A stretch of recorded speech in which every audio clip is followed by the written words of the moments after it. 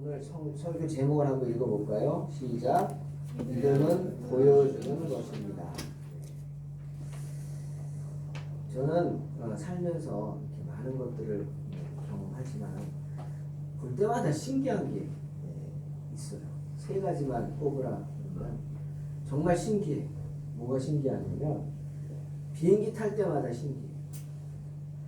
이 세상에서 가장 무거운 비행기가 자그마치 285톤이랍니다.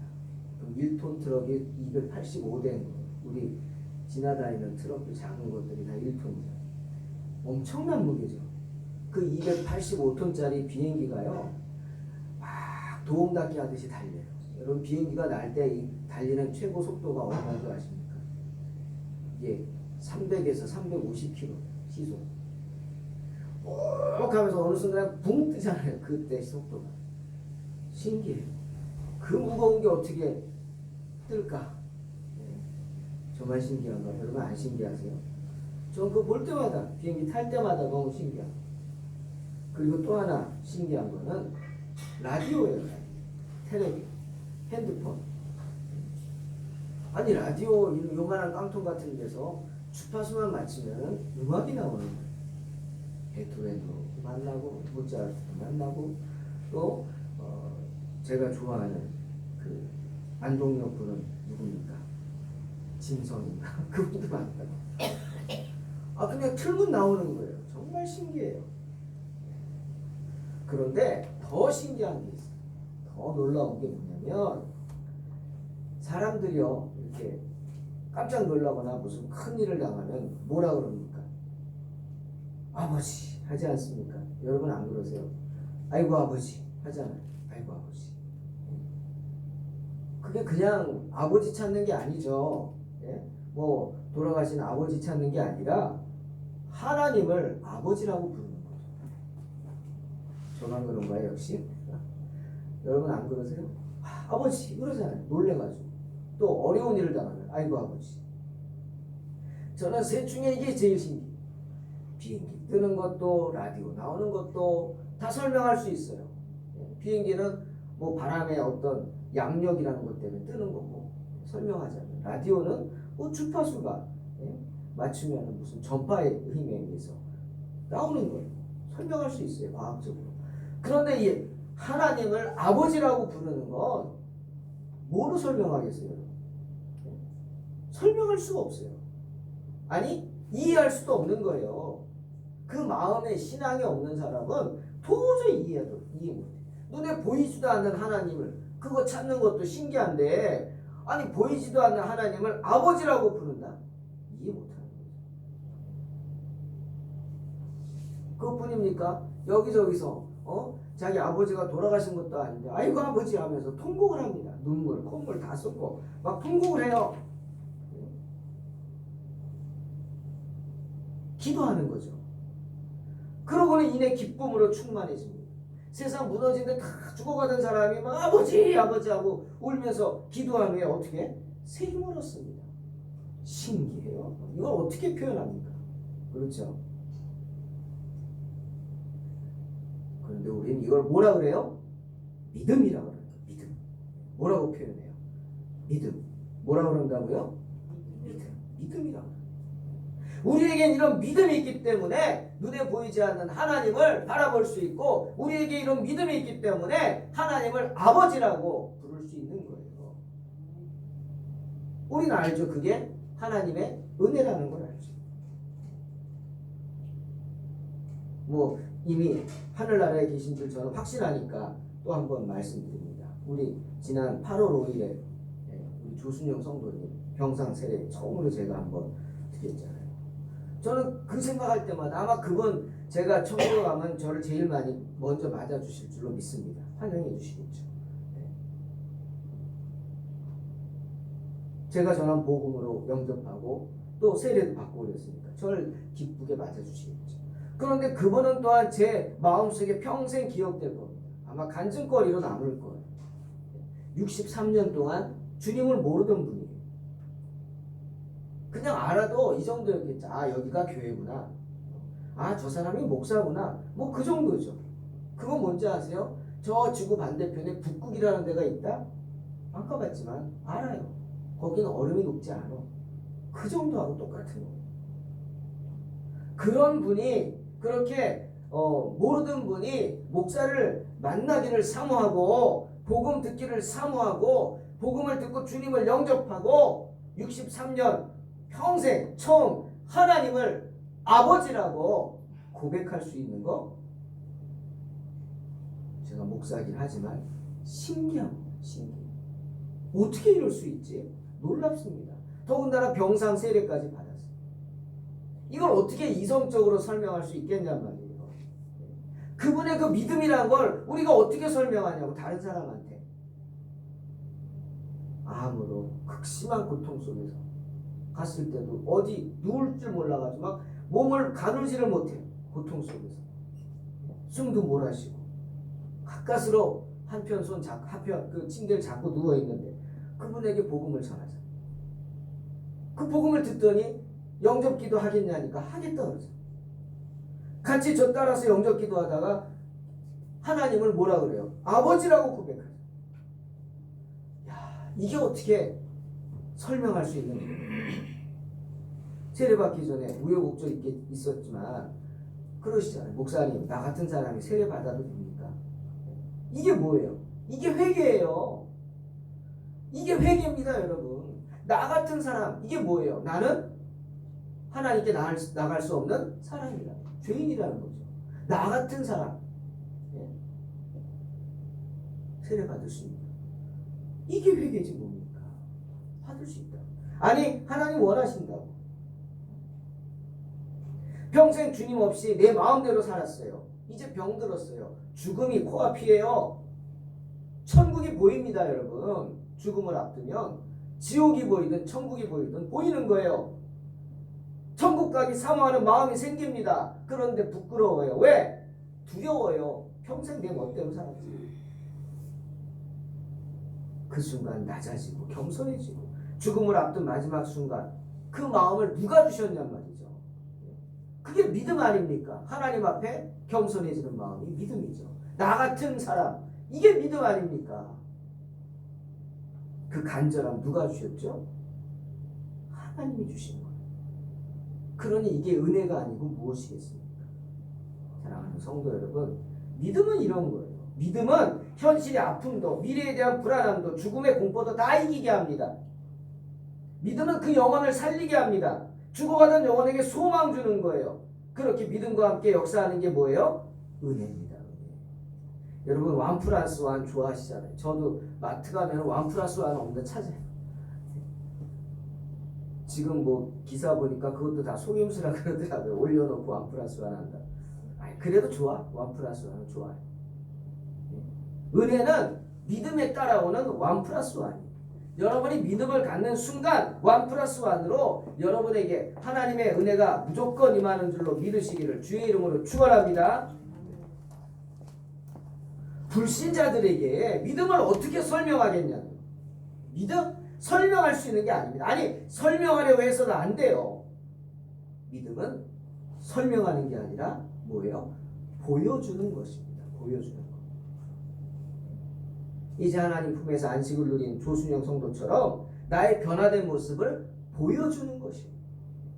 죽음의 공포를 이기고 믿음 안에서 참 평안을 누리는 나의 변화된 모습을 보여주는 것. 신기해요. 그 고통 속에서 몸도 가누지 못하던 분이 복음을 듣고 같이 영접기도 하고 잠이 들더라니까요.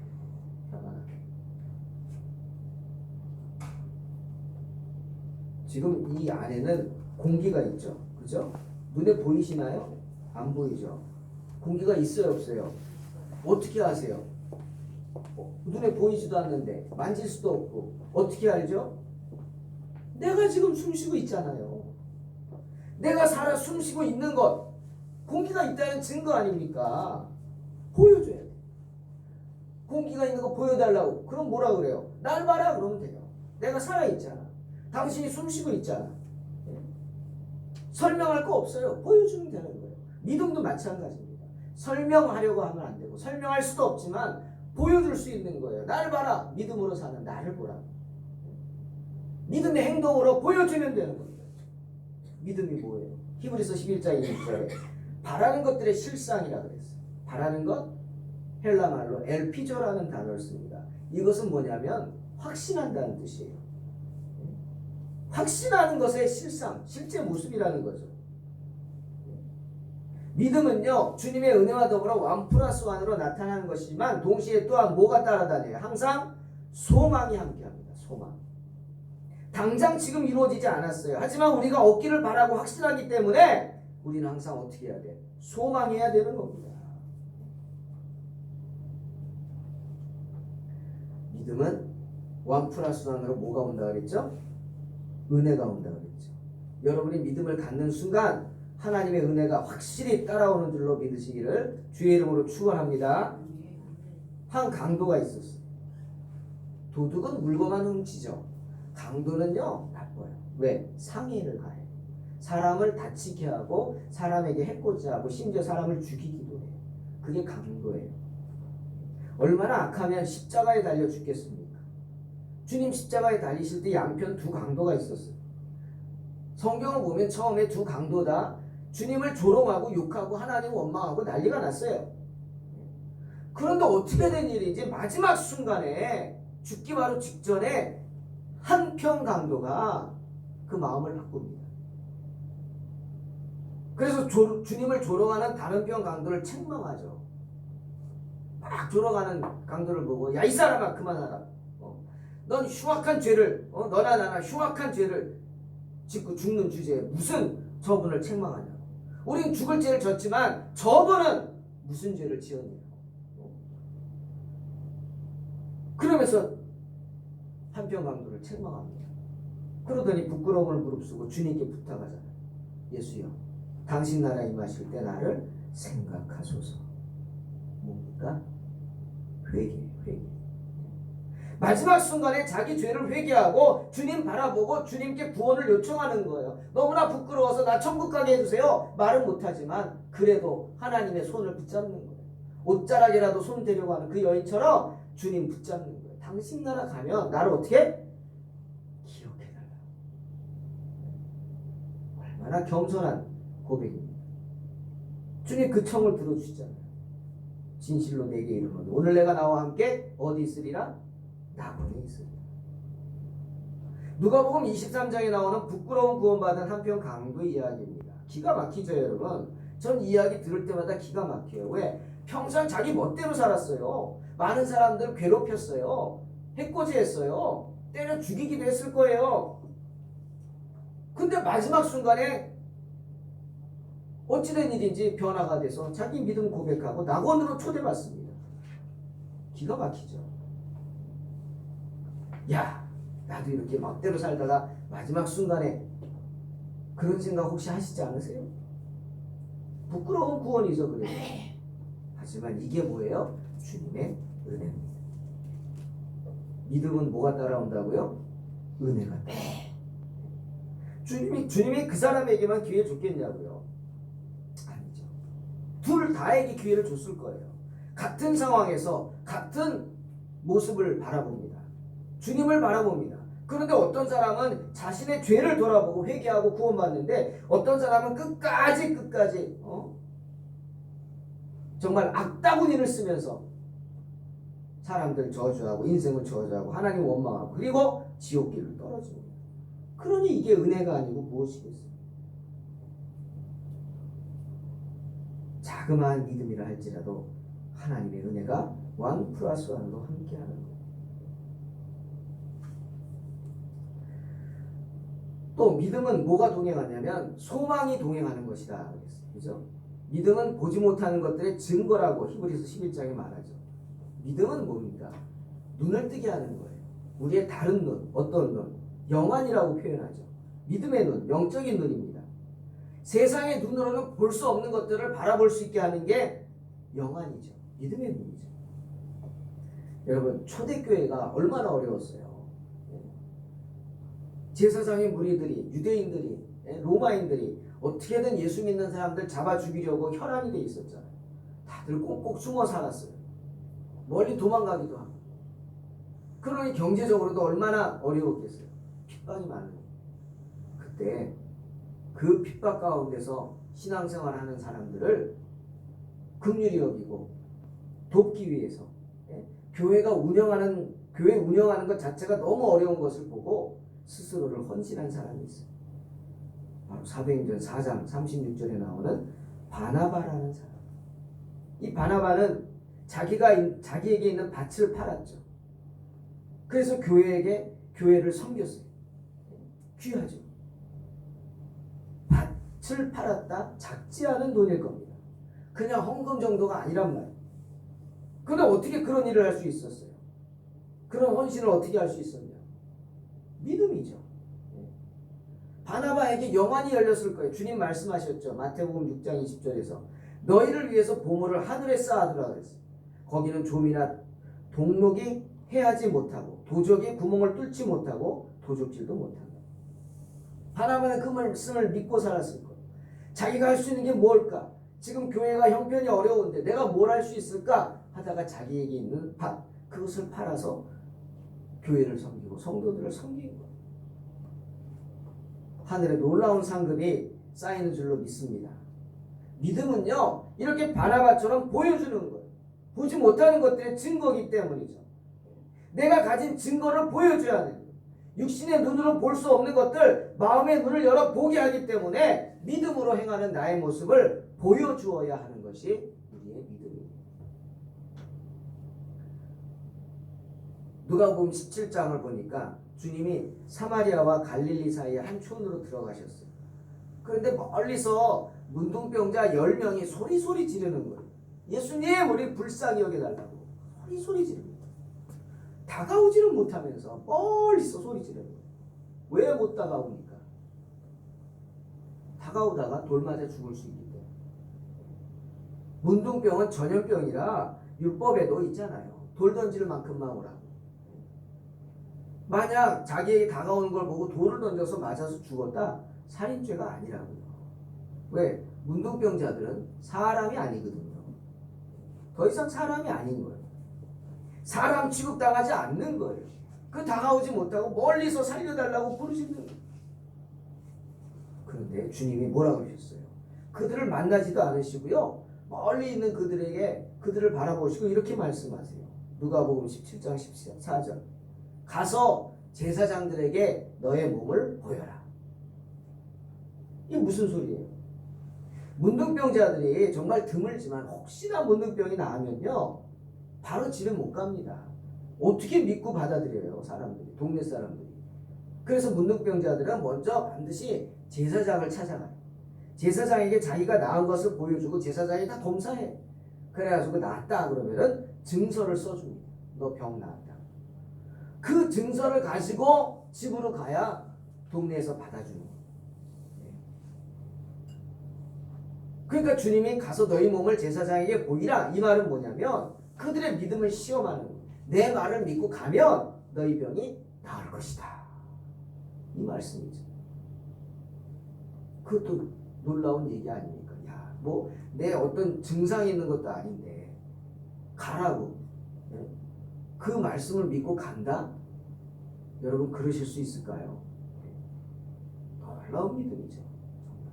놀랍게 이 10명 한 명도 빠짐없이 10명의 문둥병자 모두 그 말씀을 믿고 제사장에게 뛰어갑니다. 달려갑니다. 빨리 나야지. 달려갑니다. 그런데 성경은 뭐라 그래요? 달려가는 동안 그들이 가다가 모두 깨끗함을 입었다 말씀하시는 거예요. 믿음은 이런 겁니다. 뭐라고요? 보여주는 것입니다. 10명의 문둥병자들은 자신들의 믿음을 어떻게 했어요? 행동으로 보여줬어요. 주님의 말씀을 믿는다는 그 사인으로 말씀을 듣고는 바로 가서 보이라 말씀을 듣고는 달려간 거예요. 보여준 것입니다. 사랑하는 성도 여러분, 주님은 언제나 우리에게 이렇게 말씀하십니다. 내 믿음대로 될지어다. 또 마태복음 8장 13절에서 뭐라 그래요? 가라, 내 믿음대로 될지어다 말씀하십니다. 마태복음 21장 22절에서 뭐라 그래요? 너희가 기도할 때 무엇이든지 믿고 구하는 것은 다 받으리라 말씀하십니다. 그러니 믿음대로 되는 것입니다. 우리가 보여주는 그 믿음대로 되는 줄로 믿으시기를 주의 이름으로 축원합니다. 믿음과 은혜는 1+1이라 그랬죠? 아니요. 이제는 또 더합니다. 믿음과 소망과 은혜는 1+2입니다. 여러분이 믿음이 있다면 그 믿음 가운데 주님은 소망과 은혜로 응답해 주시는 줄로 믿습니다. 그 작은 믿음이 소망 가운데 버티게 하시고 자라게 하시고 마침내 하나님의 놀라운 은혜를 체험케 하는 겁니다. 믿음과 소망과 은혜는 1+2입니다. 여러분, 믿음은 이렇게 보여지는 것이지만 동시에 믿음은요 훈련되어지는 것입니다. 믿음이 언제 생긴다고 생각하세요? 어느 날 갑자기 하늘에서 뚝 떨어질까요? 저는 절대 그렇게 생각하지 않습니다. 믿음은요 훈련되어지는 겁니다. 자, 아까 우리 십자가 한편 강도를 생각해 보세요. 그 사람이 어느 날 갑자기 믿음이 생긴 거예요. 그 순간 갑자기 믿음이 생겼다고 생각하세요? 천만의 말씀이에요. 성경을 잘 보세요. 누가복음 23장 41절에 이런 말씀을 했어요. 이분이 고백해요. 그 한편 강도를 책망하면서 우리는 우리가 행한 일에 상당한 보응을 받는 것이니 이에 당연하거니와 그 다음 말씀. 이 사람이 행한 것은 옳지 않은 것이 없느니라. 이 사람이 행한 것은 옳지 않은 것이 없느니라. 무슨 말이에요? 내가 지켜봤다는 거예요. 내가 예수님을 지켜봤다는 거예요. 쭉 내가 지켜봤는데 왜 지켜봐요? 관심이 있으니까. 지켜봤는데 옳지 않은 게 하나도 없다는 거예요. 아멘? 이게 이 강도의 고백이에요. 갑자기 그 순간 나 살아야지 살려주세요 한 게 아니라고요. 이 강도는 주님을 오래전부터 만났고 지켜봤고 쫓아다녔고 그리고 주님이 행하시는 일들을 다 보면서 그 마음속에 조금씩 뭐가 생겨요? 믿음이 생겨요. 성경에 없는 얘기입니다. 하지만 유대인들이 말하는 이야기에 이런 얘기가 있어요. 크리스마스 때마다 그런 얘기 하죠. 예수님이 베들레헴에서 태어나서 요셉과 마리아에 의해서 도망가죠. 어디로? 애굽으로 도망가죠. 애굽으로 도망가다가 강도를 만났대요. 강도들을 만나서 다 뺏기고 죽게 됐대요. 근데 그때 강도 한 명이 예수님을 보호해 준대요. 그래서 요셉과 마리아와 아기 예수님이 무사히 빠져나가서 애굽으로 갈 수 있도록 그 강도들로부터 지켜준 강도가 있대요. 그 강도가 누구예요? 바로 이 한편 강도네요. 성경에는 없는 얘기입니다. 하지만 유태인들이 하는 말이에요. 왜 유태인들이 그런 말을 할까요? 이 일이 아무 연고도 없이 된 게 아니라는 뜻이에요. 믿음이라는 것이 갑자기 생긴 게 아니라는 그런 뜻 아니겠습니까? 그때부터 하나님께서는 그 강도를 붙잡아 주셨고 그 강도가 다른 사람들은 다 관심도 없는데 예수님이 행하시는 일들을 하나하나 지켜보게 하셨다는 거예요. 그러니 마지막 순간에 당신 나라 임하실 때 나를 생각해 주소서 하고 요청할 수 있는 거예요. 여러분, 새를 보십시오. 새들이 태어나자마자 하늘을 납니까? 아니죠. 알에서 나온 후에 매일매일 새들 보면은 날갯짓 합니다.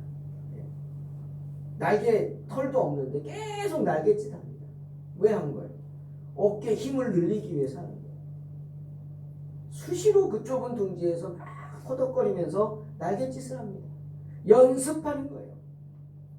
그러다 결정적인 순간에 날개를 쭉 편 채로 둥지를 박차고 푸른 창공으로 날아오르죠. 믿음도 마찬가지입니다. 믿음도 어느 날 갑자기 생기는 게 절대 아닙니다. 내 안에 조금씩 훈련되어지는 거예요. 우리가 살아가는 여러 가지 인생의 문제들, 부딪히는 문제들, 고난들, 그거 주님께서 우리에게 허락하신 고난이라고 그러죠. 그게 무슨 뜻이에요? 바로 우리의 그 믿음을 훈련시켜 나가는 과정이라는 것입니다. 저는 설교 준비하면서 다윗하고 골리앗을 다시 한번 생각해 봤어요. 여러분 아시죠? 잘 알죠? 다윗 소년입니다. 한 15살? 일개 목동입니다. 골리앗 거인입니다. 최홍만보다도 훨씬 더 큽니다. 3m 50이래요 키가. 엄청난 거 아니에요? 거인이죠. 저의 몇 배일까? 엄청난 거인이 용사입니다. 근데 어떻게 어린 다윗이 골리앗과 싸울 생각을 하겠냔 말이에요. 무기? 없습니다. 골리앗은 무기도 많지만 다윗이 무슨 무기가 있어요? 칼이 있어요? 아니 하나 있죠. 뭐예요? 물매. 이 물매는 뭐예요? 우리로 말하면 새총과 같은 거예요. 근데 새총은 큰 돌을 못하지만 이 물매는 큰 돌도 이렇게 끝에다 해서 이렇게 해서 돌릴 수가 있죠. 이 물매도요 처음부터 있던 게 아니에요. 다윗이 아비의 양을 치면서 필요해서 만들어진 거예요. 양을 치다 보니까 자꾸 산에서 사자가 내려오고 곰이 내려와서 맹수들이 와서 양을 죽이고 빼앗아가는 거예요. 물고 가는 거예요. 근데 목자가 어떻게 그걸 가만 보고 있겠어요? 양은 내 자식 같은 건데. 그러니까 그냥 두려움이고 뭐고 다 이기고 쫓아가서 맹수들하고 싸우는 거예요. 그 싸울 때 뭐가 필요해요? 무기가 필요하죠. 막대기 갖고 되겠어요? 가까이서 하면 어떻게? 멀리서 해야지. 그래서 물매가 생긴 거죠. 여러분 다윗이 평소에 뭐 하겠어요? 저 같으면 맨날 연습하겠어요. 저기다 저 나무를 맞춰보자. 돌팔매질 연습하겠어요. 매일매일. 왜? 연습을 열심히 해야지 내가 해를 당하지 않잖아요. 잘못하다가 게을리했다가 내가 죽을 수도 있는데 맹수 이빨에 틈만 나면 연습하겠어요. 예? 다윗은 그렇게 연습한 거예요.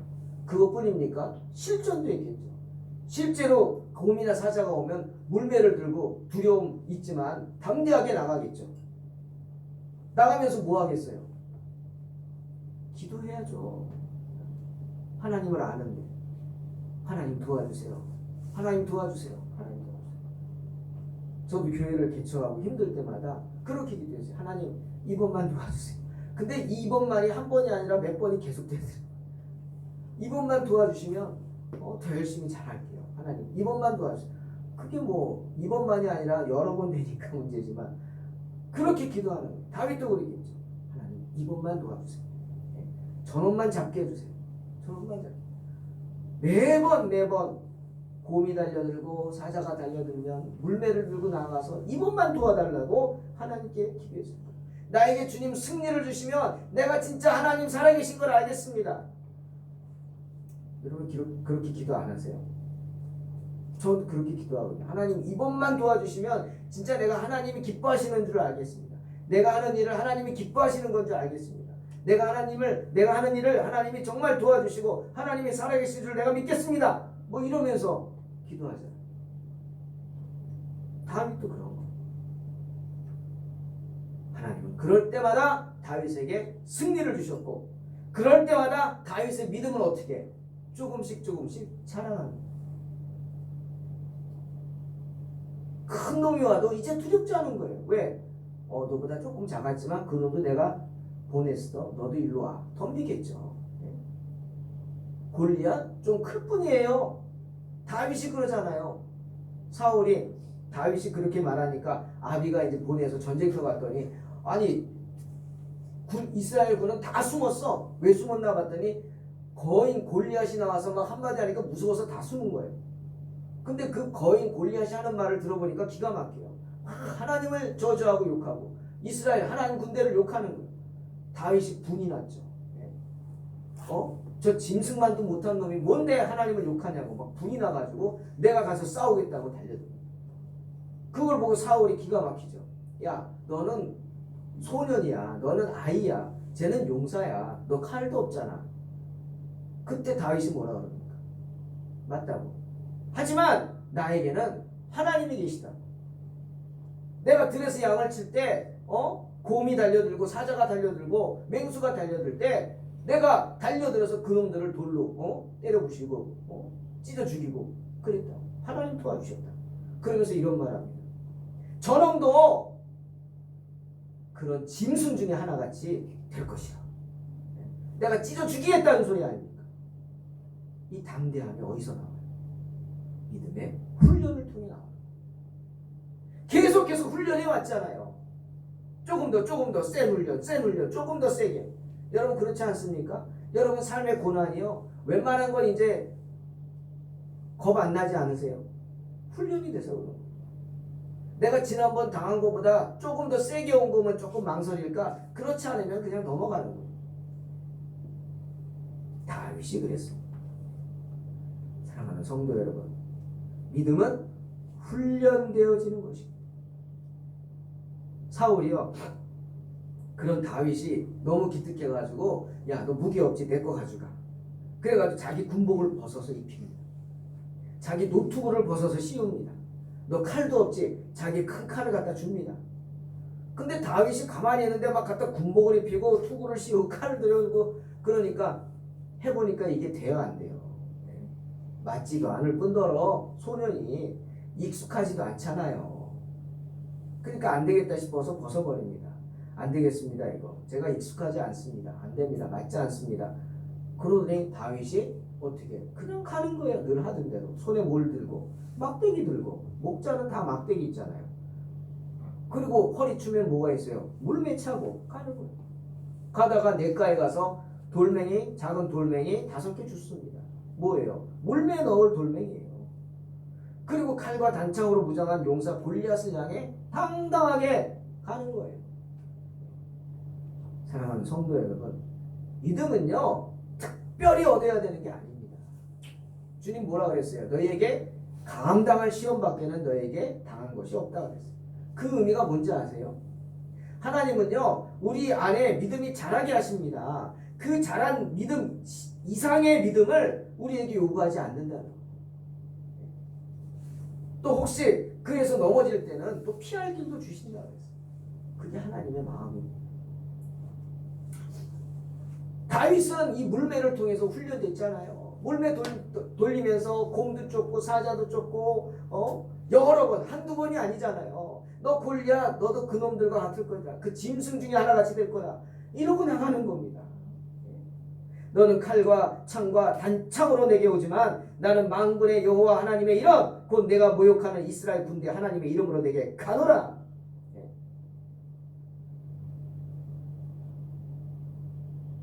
전쟁은 여호와께 속한 것인지 그가 너희를 우리 손에 붙이시리라.